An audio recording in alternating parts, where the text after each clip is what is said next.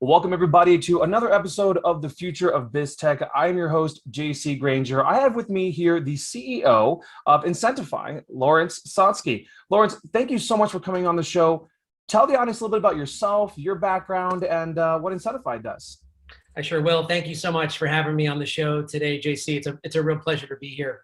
So let me tell you a little bit about Incentify, and then I'll move over and talk a little bit about myself. So we are the only purpose-built solution for a really interesting asset class called credits and incentives. And most folks probably have never even heard of a credit or an incentive, but it's actually $1 trillion asset class. And regardless of what side of the aisle you're on politically, the government uses credits and incentives to create a public-private partnership. And let me try to explain that just a little bit more. So the government, of course, has no real ability to create a vaccine or a therapeutic.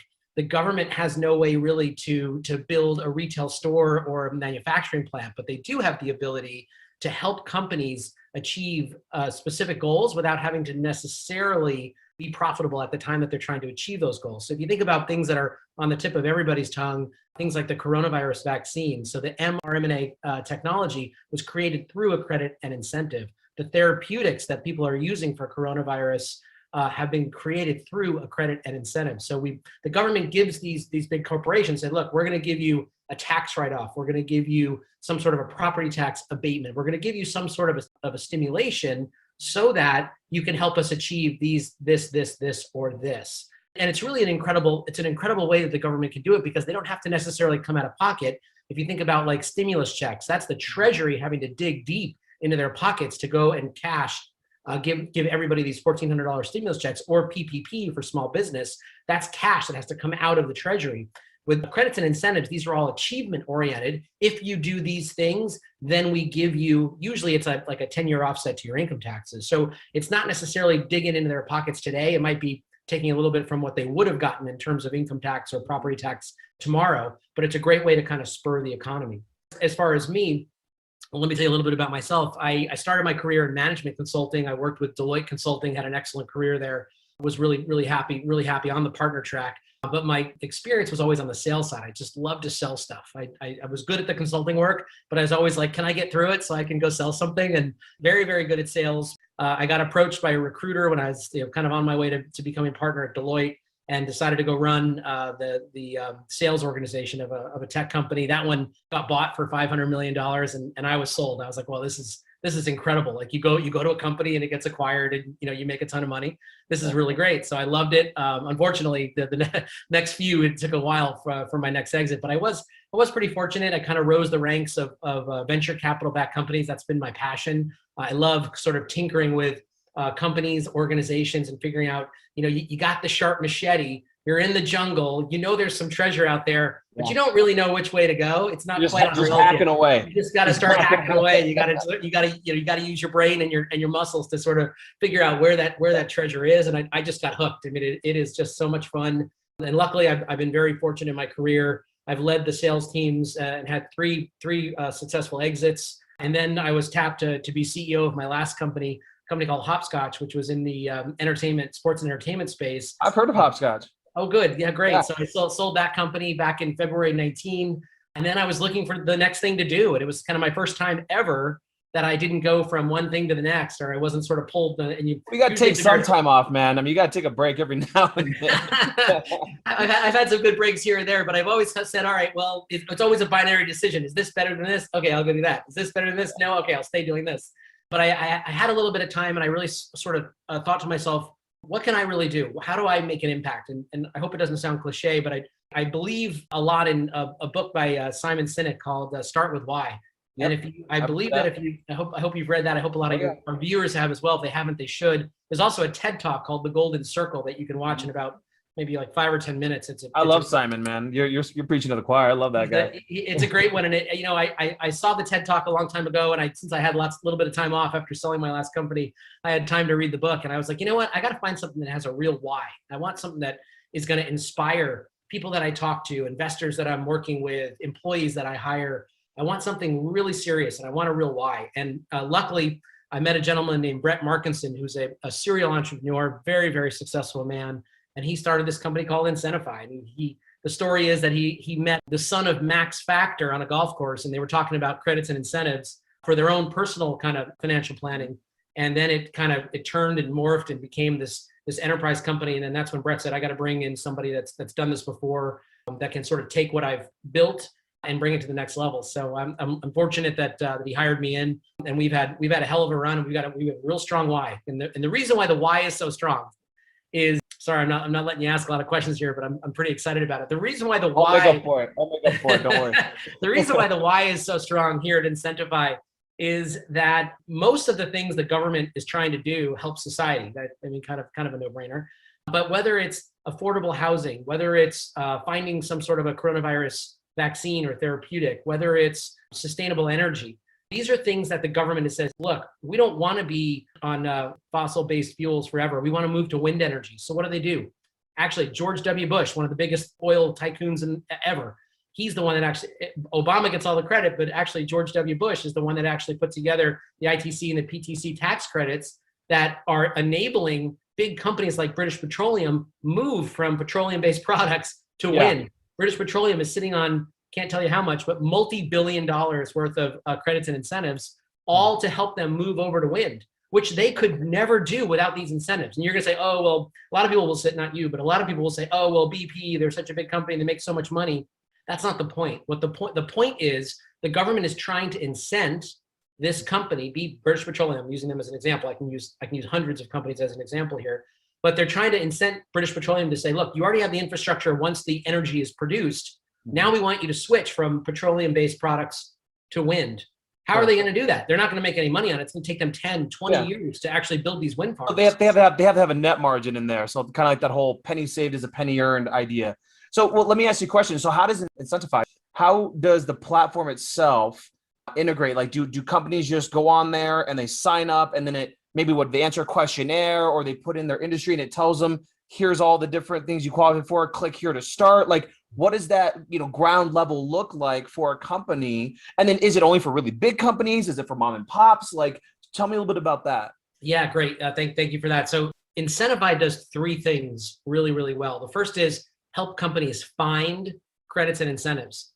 The reason why this is a $1 trillion asset class, but only a very small percentage actually gets all the way through to monetization, is these credits are very hard to find. They're at the federal level. Those are kind of easy. You can kind of see what the Biden administration or Trump administration or whatever administration is doing. You can say, okay, I'm going to work on this, this, this, and this.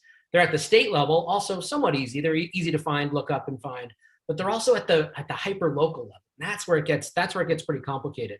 If I'm going to go put a manufacturing plant in Oxford, Mississippi, I'm going to need somebody that has boots on the ground, that knows the folks in the economic development office in Oxford, Mississippi, to help maximize every single credit incentive that I can get. Because maybe and I'm not saying Oxford is, but maybe that particular area or location is depressed economically. And maybe there's some sort of stimulus to try to get people that, please move your manufacturing plant, your store, whatever, here, because we need jobs, right? So that happens at a very hyper local level. And that's where it gets pretty complicated. And that's where my software comes in. So we built a product that helps companies, if you're going to build a corporate headquarters, build a distribution center, build a retail store, whatever, we're going to help you to first find every single credit incentive that's available to you.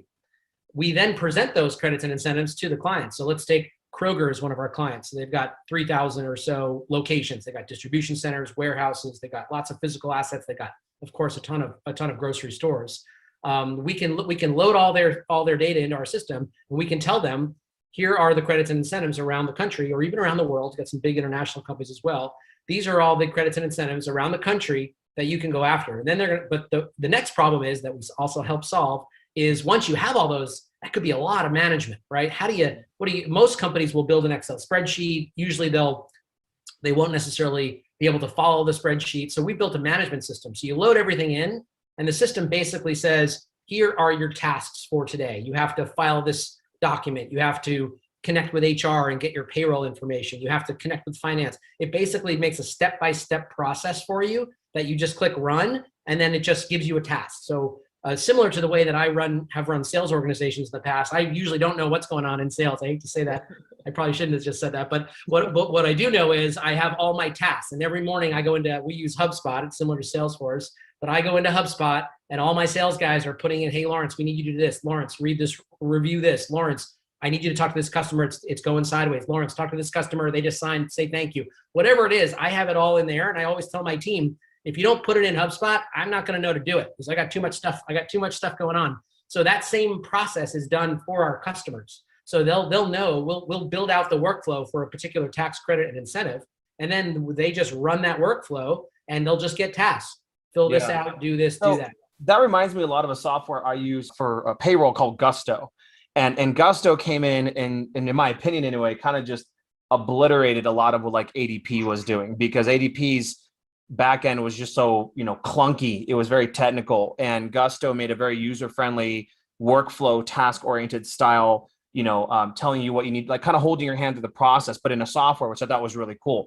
Even for like PPP loans, I would log in and it's like, hey, we've already done this for you. Here's the PDF, download it, give it, put this in, upload this to your application. It's done. And I was like, wait, what? And so it kind of sounds like your software has a very familiar usability to it. Am I correct? Is that kind of like it's intuitive? It already knows what to do. And it's just like, hey, click here. We've done what we can. Now you got to fill in this part. You can submit it, boom, done kind of thing. Absolutely. Now, some of these credits and incentives are really complicated.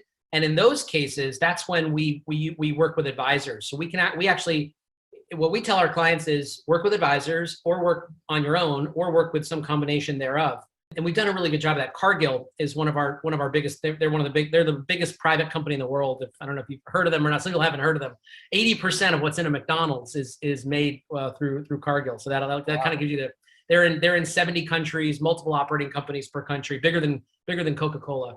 Well, depending on the price of soybeans and sugar, they go back and forth, one and two. But Cargill has standardized internationally using our product. And they probably have about 20 different advisors that they work with, all of which are now. But Cargill has a centralized view of everything that's happening around the world. They know exactly what their credit and incentive portfolio looks like. And something that's really important with credits and incentives is something called the carry forward schedule. So the CFO will often ask, well, how many credits and incentives are we going to be able to monetize next quarter? Most tax departments they'll look panicked. They have no idea. We don't know. It's almost like, if we get it, great. If we don't, whatever. What industries, even have credits and incentives available to them? So, for example, you mentioned oil. I had a client that does a service that's similar to your software, right? Because you guys have found a way to automate it. I had a client before that does it, and they dealt with, fast food chains like McDonald's, Arby's, things like that, because they were getting credits to hire like either maybe sometimes felons, sometimes low income areas, because they're the kind of like the sea rises all boats kind of thing. So I know that from talking with them that those were things that were available and they were showing that. My question to you is, for example, I own a marketing agency. I wouldn't think to myself that there's credits and incentives for industry like mine. Question one, is there? And then secondly, is there industries that there's absolutely nothing for? Like, I guess, how broad is this spectrum? People listening, should they even go try to find out, or is it only a few different industries that get this? Yeah, it's such a great question. So you said a lot of things there, and you're right on track. So by the way, the tax credit that you're talking about for hiring formerly incarcerated individuals is called WOTC. It's the Worker Opportunity Tax Credit. And that's exactly the type of thing that I'm talking about. Getting folks that are having a real hard time getting a job, have them get a job, give them a chance, get them back. Don't put them back in the prison system. Let's get them working and confident and having purpose and all that stuff. Again, back to my why. It makes me super happy that I can look in my system and I can tell you that through the credits and incentives that are being managed in my system, we have more than 100,000 people that have been put back to work. Now, I'm not saying that that's because of us. I'm saying that that's because of my clients. And the WOTC program is industry agnostic. It doesn't matter what industry you're in. If you hire under whatever rules that they set forward, of course, I'm sure you have to follow that. But any industry, any mom and pop, any big enterprise could use the WOTC, the WOTC credit, work opportunity tax credit. That's just one example, right? Like, so anyone could use that one, right? Anyone can use that one, and I can tell you with complete confidence that many folks are not getting anywhere near what they should be getting. I talked to a big company just the other day. They're in the recyclable space, the trash, in sort of the trash business, and they're getting a fraction of what they should be getting from WOTC because of the nature of their business and the people. What could they be getting? Let's put some numbers to this. Give me an example. Let's say, for example, a company hires through the WOTC program, right? Let's say they hire someone at $20 an hour or whatever to do whatever work. Okay. So what do they get back in terms of credit? Like, what's the scale here? I mean, how financially beneficial is it? $9,200 per employee per year is the credit that they get back. Wow. And if you're talking about companies that have 5,000 employees, 10,000 employees, those numbers add up real quick. So wow. it's That's against a lot their of money taxes, that comes back. right? So that's against their taxes, right? Whatever their tax liability is at the end of the year, each employee that qualifies for that, they would come back 9,000 and change or whatnot from that. It's a ton of money, and it really does. And that's the thing. The government is saying, look, we know you don't necessarily, if it's comparing apples to apples, we know you're going to take the guy that has never been in prison, but give this guy a shot, and we're going to give you $9,200. Hopefully that makes, and a lot of companies are like, okay, that makes sense. Yeah. Let's do it. And by the way, it's not just formerly incarcerated prisoners. It's a lot of other types of disadvantaged workers. So it's like what? Could you give an example then? Like what, if it's someone that has been on disability. So someone who's kind of coming out of disability. They've been on disability for quite some time. Folks that that could be good for like software companies then, because I mean, being remote, everyone went remote. So maybe someone who was in a wheelchair who couldn't get to work before can now be at their computer at home, and the company would benefit from specifically hiring them. Correct? You got it. That's awesome. Exactly correct. And it just, again, if you think, I want to look into this keep going back to the why. Like I'm just so proud of. In fact, we haven't done this yet, but it's on my product guys know that I really want this done. I want the dashboard in my office that shows, like, I want to see it when people walk in. I want to show, like, our clients hired this many disabled people, formerly incarcerated people, whatever it is. Like a live count. Like a live count. I want to see. So cool. And the other one that's really important to me is the environment. So how many pounds of CO2 have we taken out of the air? New York State, I always talk about this one. New York State, right before the big lockdown, New York State, they might have canceled it by now, I haven't checked, but New York State had a credit. If you build an electric charger, if you own a parking lot, or if you own a parking garage and you put electric charger in, New York State would pay 90% of the freight. Like 90%? Like, okay, that's pretty cool. Yeah, that's really cool. Well, let's transition to that. You mentioned the lockdown. So let's talk about COVID. How did COVID affect, your company specifically, but also the industry? I mean, were there a lot more examples of these tax credits that popped up because of COVID? And then how did Incentify, did you guys do better because people were paying more attention to that stuff? Like, because I know a lot of companies were scaling back, so they were looking for any way to streamline. And obviously it sounds like credits would be a great way to do it if they even knew about it, right? So how did COVID affect you guys and the overall industry? Yeah, such a great question. And just like everybody else, we all panicked when the lockdown happened. We're like, oh my God, we're gonna lose everything. It's gonna be awful. We ended up, luckily, being able to help a lot of companies that were also in trouble. And because of that, our business actually thrived. And I don't mean that with any ego. I'm just saying that we were able to help people. A lot of companies that had never gone after a credit and incentive before, all of a sudden said, we're crushed. What do we do? Strategic meetings, CFO, all the managers in a room, CEO, everyone in a room with these big Fortune 500s. And what do we do, guys? What can we do? Someone raise their hand. How about credits and incentives? Go get them, right? And then it's like, oh God, now how do I get them? It's not as easy as it sounds. Yeah. You can call an advisor. Here's the problem. A lot of folks will call an advisor, but that advisor, even the big guys, even my alma mater, even like, Deloitte will probably say, all right, let's go after let's help them with the ones that we're really good at. Because they're very complicated. And advisors specialize in these different types of incentives. The WOTC credit that you mentioned, there's people out there that all they do is WOTC credits because it's complicated. The calculations are hard. The audit, passing the audit from the government is hard. It's all really difficult. So you have people that are specializing. And a question that you asked a little bit earlier, and then I'll finish the question that you just asked now. You said, can all companies benefit from credits and incentives? Well, it's interesting. There's another company similar to ours that just got an unbelievable valuation, $500 million valuation for a company that's been around just even less time than we have, I think. And all they do is one credit. They do the R&D tax credit for small businesses, for startups, right? Companies like mine. And it's a pretty simple marketing pitch. They send you an email and they say, and this could be good for you too, right? Hey, you're a small business.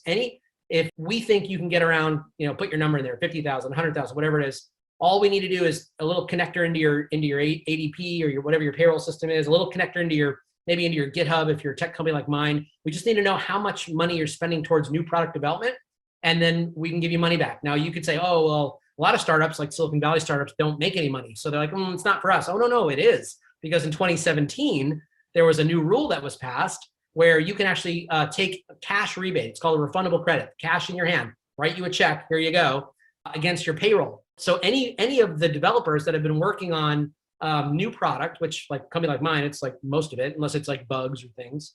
Hopefully we don't have a lot of those. But anything that you're working on with new product, you can basically take either an offset to your income tax, or you can take a refundable credit for payroll tax. So for a company with 20 employees let's say 80% of those 20 employees are working towards new product, could be $50,000, $75,000 that they've never had before. Yeah. And this company, that just got the incredible valuation, they're pretty smart. They're like, look, you don't do anything, you don't pay anything, just hit the button, and if we get money, you win, and then we'll take our cut. Like they take 20% or something like that. So it obviously does apply to people who've been doing R&D and whatnot. But having knowing that a company like that exists can encourage some companies to start. Because they thought, maybe where that financial barrier started, they'd say, well, we can at least get X amount back once we do this kind of thing, right? Right. That's very cool. Now for us, that's pretty cool. But what's even cooler, when you can work with a big company and you can say, oh, it's not just one tax credit. We're going to go after thousands. And some of our customers, we have some big customers. We have Viacom CBS, we have Sony, we have Tyson Chicken, we have, I mentioned Cargill, we have a ton of really, really big manufacturers, retailers. I mentioned Kroger, International Paper. We have a lot of customers. Some of them are managing billions in our system, billions with a B. Like we're not talking about $50,000 here and there. We're talking about, and some of our customers, it's great when you talk to them, because they'll say, before your system, we had no idea. We thought maybe we had 100 million in credits. We weren't really sure. After we got every single operating company, every single area, it's in the billions. And that is really exciting for everybody involved. Yeah, that's incredible. Well, let me ask you a question. I'm a marketing guy.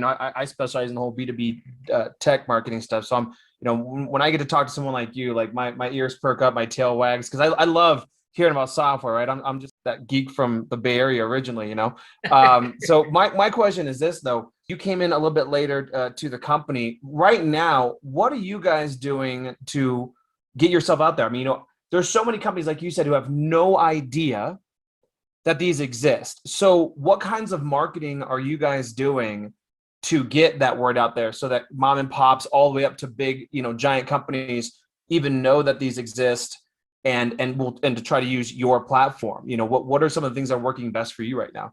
Yeah, well, this is one, and I really appreciate you having me on the show. The press that we've been getting lately has been outstanding. And I've been trying to push in the press quite a bit. I want to be kind of a counter voice to the voice that's out there. A lot of folks, if you think of like AOC, the congresswoman from New York, or Bernie Sanders, senator from Vermont, of course.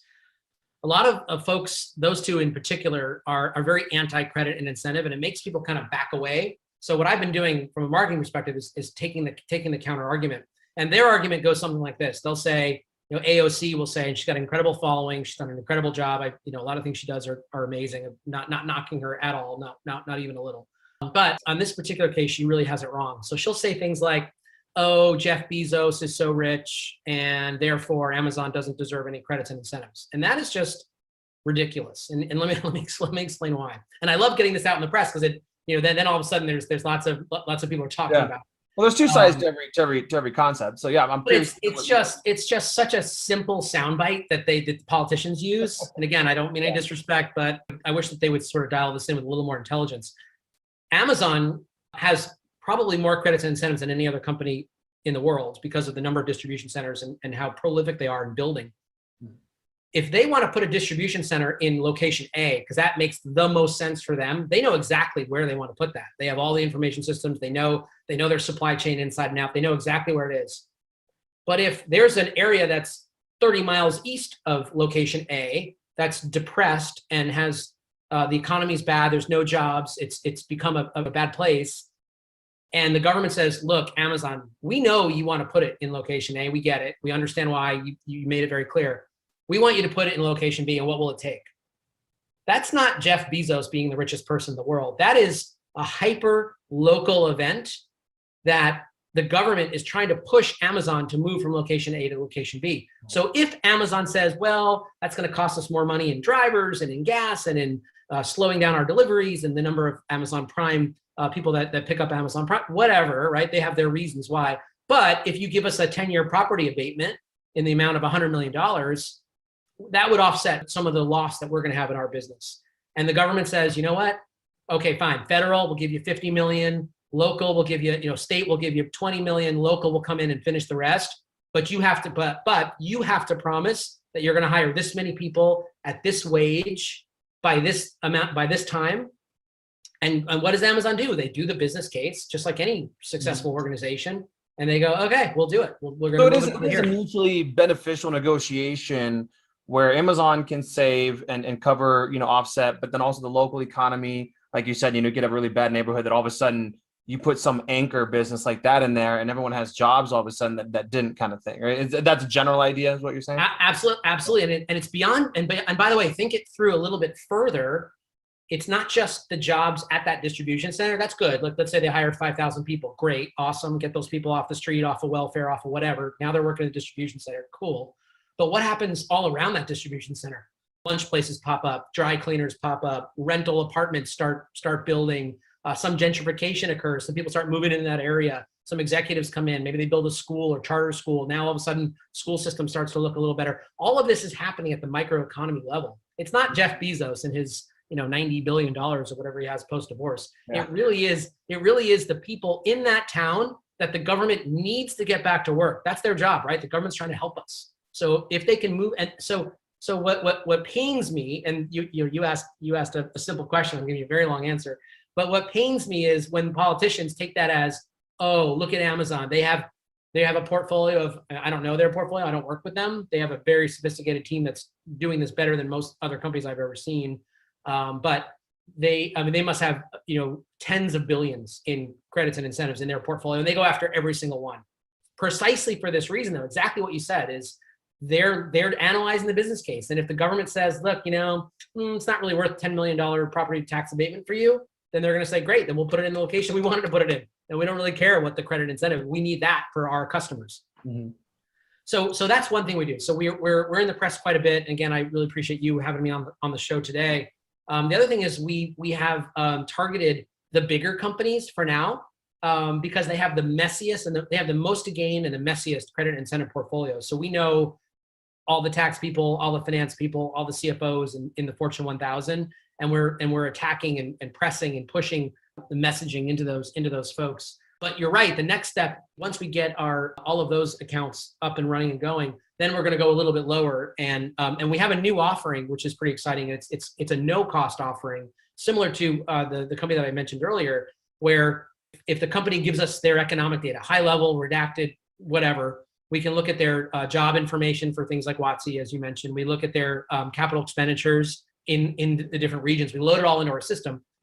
And then the system can basically plots it on a heat map. You look at all the locations, and it's very easy for us to come up with, okay, this is what your incentive portfolio could look like.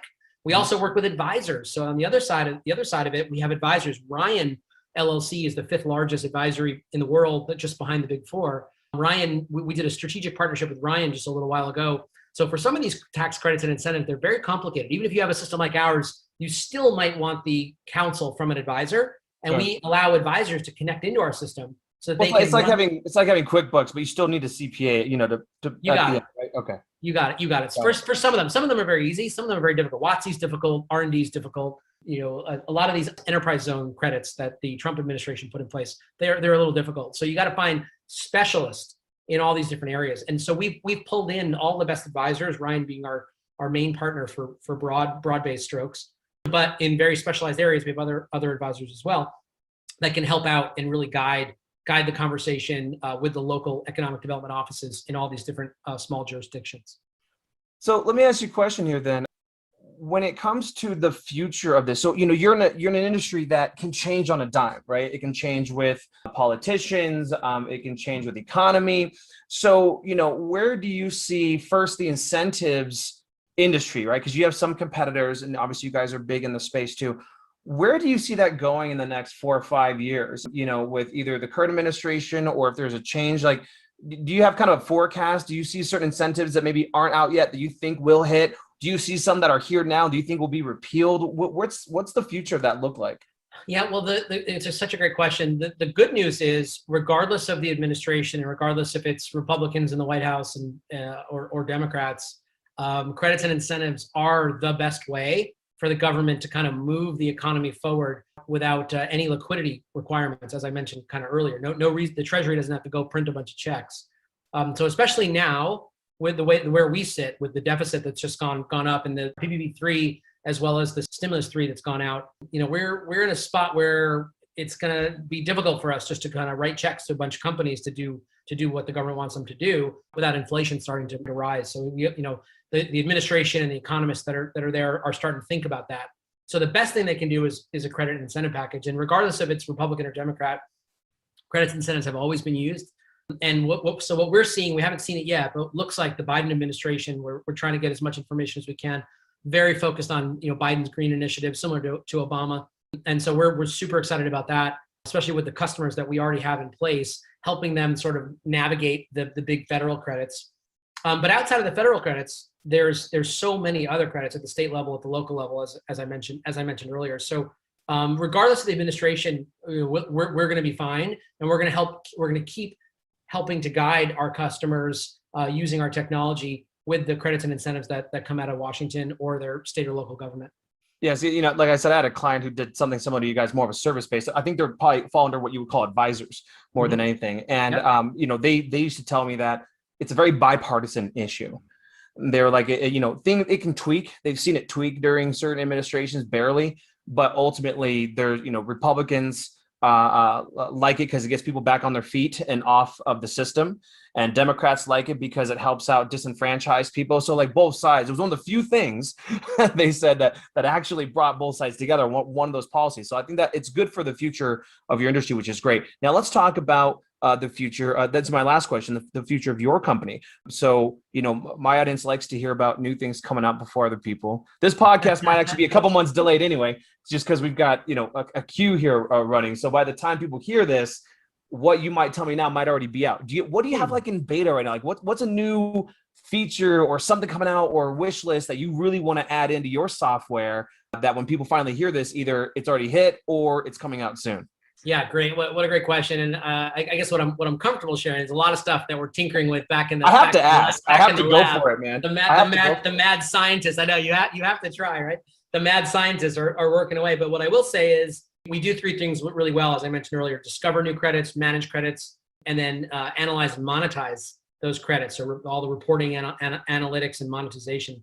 We've been very focused on the discovery piece because it's really what we found from our customer base. It's what they need the most, and I think it's the thing that's going to drive the why of our company, and ultimately what will make us successful. So we're doubling down on the discovery area of our solution. So being able to pull economic data, we're in the process of building adapters to most major ERP systems, whether it's SAP, Oracle Financials, or something else. So we can easily pull data from our customers, attach APIs into their general ledger, so we can pull invoice. Sometimes you have to prove to the government that, oh, show me the invoice on that. Oh, you spent 100 million? Show me, right? So how do we pull that from general ledger without having to call somebody up and say, hey, can you load all the invoices then can you make sure they add up to 100 million? Like, we don't want to do that. Yeah. Of course, it would be a task in our system. I'm playing a little bit, but so we're trying to make everything as automated as possible, because what we've found, I think our biggest inhibitor to our success and our client success is that nobody has any time. There is not a credit and incentive department at most of these companies. A couple of companies have it. Amazon has it. Yeah. Cargill has it, right? Some big companies have it, but most companies, 95% of companies, it falls in the tax department. And the tax folks are like, dude, I'm busy. Like, I don't have time to go chase all this stuff. Like, if you can help me, cool. If you can't, I don't have the time. And that's why only 10% of this $1 trillion asset is being monetized, because people are busy. It's hard work. They don't know how to do it. And when you don't know how to do something, usually that falls to the bottom of your to-do list. It's just human nature. Certainly happens for me. If someone asks me a question I don't know the answer to, I usually well, I'll get back to you later, right? I think that's just human nature. So what you'll see, maybe when this goes live or maybe a little bit after, is a renewed focus, not a renewed focus, but an extra focus on the discovery side, and making things really easy for those the tax teams that don't have a dedicated department of credit and incentive folks. That's awesome. Laurence, listen, this has been incredibly useful interview. I know actually I want to check out your software after this because I'm curious, what does my company qualify for, and so I'll have an offline discussion with you about that for sure. How can people reach you either personally or the company if they're interested in either reaching out for partnerships with you or if they are interested in just simply signing up? Maybe give the audience a little bit of info on that. Yeah, thank you. Thank you for that. The commercial, I appreciate it. So our website is www.getincentify.com, although we are moving to www.incentify.com. We just got the domain, which we're super excited about. So depending on when this airs, it's one or the other. But Get Incentify should resolve either way. If you want to get a hold of me, Laurence.Sotsky@getincentify.com, Laurence with a U. Be happy to respond to anybody that wants to talk about credits and incentives. You can tell I'm pretty passionate about it. Everyone at the company is fired up, and we want to make sure that every single dollar allocated from the government makes its way all the way through these big corporations to Main Street America. That is our mission, and we will complete it. And I really appreciate you taking the time and letting us talk a little bit about Incentify. That's awesome, Laurence. Thank you so much for being on the show, sir. We'll talk soon. Great. Thank you, JC. Bye-bye.